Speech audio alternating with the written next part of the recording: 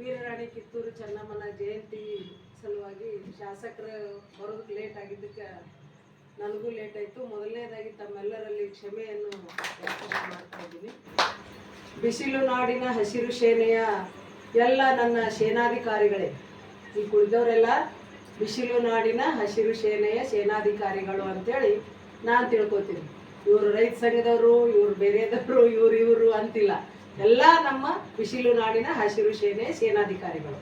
ಇವತ್ತಿನ ದಿವಸ ಎಲ್ಲರಿಗೆ ಹೆಸರು ತಗೊಳಕ್ಕೆ ಆಗದ ಒಂದು ಪರಿಸ್ಥಿತಿಯಲ್ಲಿ ನನ್ನ ಎಲ್ಲ ಅಣ್ಣ ತಮ್ಮಂದಿರು ಹಾಗೂ ಸಣ್ಣವರಿದ್ದರೆ ನನ್ನ ಮಕ್ಕಳು ಆಗ್ಬೋದು, ಅವರೆಲ್ಲರಿಗೂ ಕೂಡ ನನ್ನ ಇನ್ನೊಮ್ಮೆ ನನ್ನ ಅಭಿನಂದನೆಗಳನ್ನು ಸಲ್ಲಿಸ್ತೀನಿ.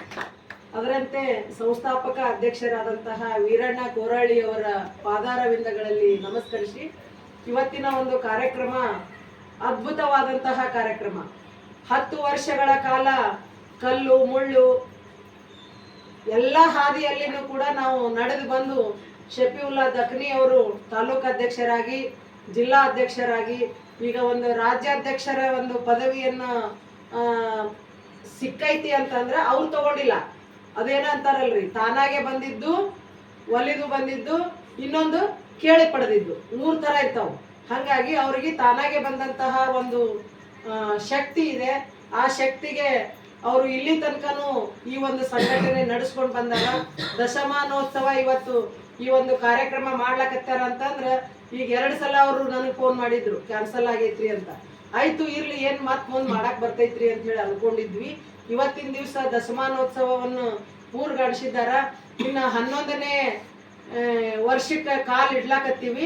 11ನೇ ವರ್ಷಿನಲ್ಲಿ 11ನೇ ಗುರುವಾಗಿ ಎಲ್ಲ ಇಡೀ ಜಿಲ್ಲೆಯ ತಾಲೂಕಿನ ಜಿಲ್ಲೆಯ ಎಲ್ಲ ಪದಾಧಿಕಾರಿಗಳನ್ನ ಆಯ್ಕೆ ಮಾಡ್ತಾರ. ಅವರಲ್ಲಿ ಶಕ್ತಿ ಐತಿ. ಆ ಒಂದು ಕಾರ್ಯಕ್ರಮ ಮಾಡಬೇಕು ಅಂತ ಹೇಳಿ ಇನ್ನೊಂದು ಅವ್ರ ಬಳಿ ಕೇಳ್ಕೊತಾ ಇದ್ದೀನಿ. ಅದರಂತೆ ಈಗ ಬಂದಂತಹ ಮಂಜುಳಾ ಮೇಡಮ್ ಅವರು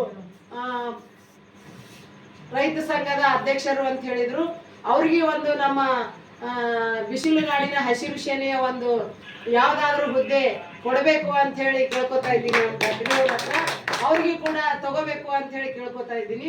ಅದರಂತೆ ಎಲ್ಲ ಕಡೆ ಇಲ್ಲಿ ದಖನಿ ಅವ್ರು ಒಬ್ಬರೇ ಮಾಡಿದ್ರಾಗಲ್ಲ, ಎಲ್ಲ ನಮ್ಮ ಸೇನಾಧಿಕಾರಿಗಳು ತಮ್ಮ ಎಲ್ಲಿ ಜಿಲ್ಲಾ ಮತ್ತು ತಾಲೂಕು ಬೇರೆ ಬೇರೆ ಕಡೆ ಎಲ್ಲ ಕಡೆನೂ ಸಂಘಟನೆ ಬಲಿಷ್ಠವಾಗಿ ಬೆಳೆದು ದಖನಿ ಅವರಿಗೆ ಬಲಿಷ್ಠವಾದಂತಹ ಒಂದು ಸ್ಥಾನ ಕೊಡಿಸ್ಬೇಕು.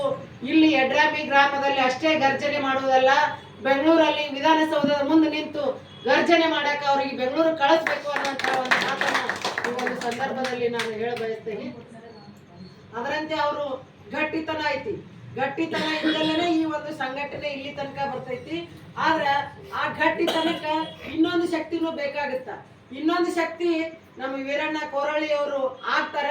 ಆದ್ರೂ ಕೂಡ ಅವರಲ್ಲಿನೂ ಕೂಡ ನಾವು ಮೊದಲ ಮುತ್ತಪ್ಪ ರೈ ಅವ್ರ ಸಂಘಟನೆಯಲ್ಲಿ ಇದ್ದವರು, ಅವರು ರಾಜ್ಯಾಧ್ಯಕ್ಷರಿದ್ರು, ನಾವು ಮಹಿಳಾ ರಾಜ್ಯಾಧ್ಯಕ್ಷರಿದ್ವಿ. ಅವರು ತೀರಿದ ತದನಂತರ ನಾವು ಈ ಒಂದು ಬಿಸಿಲು ನಾಡಿನ ಹಸಿರು ಸೇನೆ ಸಂಘಟನೆ ಮಾಡಿದ್ವಿ. ನಂತರ ಅವ್ರು ಏನ್ ಮಾಡಿದ್ರು, ತಮ್ಮದೇ ಆದಂತಹ ಚಲನಚಿತ್ರಕ್ಕಾಗಿ ಅವ್ರು ಹೊರಟ ಸಲುವಾಗಿ ಈ ಒಂದು ಸಂಘಟನೆ ವೀಕ್ ಆಗಿತ್ತು.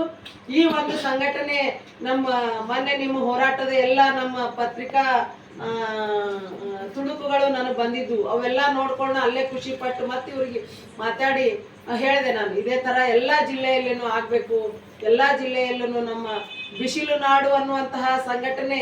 ಇನ್ನ ಈಗ ಹೇಳಿದ್ರು ಕಾಕರು, ಬಿಸಿಲು ನಾಡು ಅಂತಂದ್ರ ನಮ್ಮ ಉತ್ತರ ಕರ್ನಾಟಕ ಬಿಸಿಲು, ಬಿಜಾಪುರ ಜಿಲ್ಲೆ, ಗುಲ್ಬರ್ಗಾ ಜಿಲ್ಲೆ, ಬೀದರ್ ಈ ಕಡೆ ಎಲ್ಲ ನೋಡಿದ್ರೆ ಏನಂತಾರ ಬಿಸಿಲು, ಯಪ್ಪ ಬಿಜಾಪುರ ಅಂತ. ಅದಕ್ಕೆ ನಾವು ಬಿಸಿಲು ನಾಡಿನಲ್ಲಿ ಹುಟ್ಟಿದಂತಹ ಎಲ್ಲ ನಮ್ಮ ಸೇನಾದಿಗಳು ಗಟ್ಟಿದೀವಿ. ಎಲ್ಲರೂ ಬಿಸಿಲು ನಾಡಿನಲ್ಲಿ ಹಸಿರನ್ನ ಮಾಡೋಣ ಅಂತ ಹೇಳಿ ಈ ಒಂದು ಸಂದರ್ಭದಲ್ಲಿ ಹೇಳಿ, ನನಗೆ ಇಲ್ಲಿ ತನಕ ಒತ್ತಡದಲ್ಲಿದ್ರು ಕೂಡ 1 ಗಂಟೆ ಕಾಯ್ದು ನನ್ನನ್ನು ಕರೆದು ಇಲ್ಲಿಗೆ ನನಗೆ ಮಾತಾಡಕ್ಕೆ 2 ಅವಕಾಶ ಮಾಡಿಕೊಟ್ಟಂತ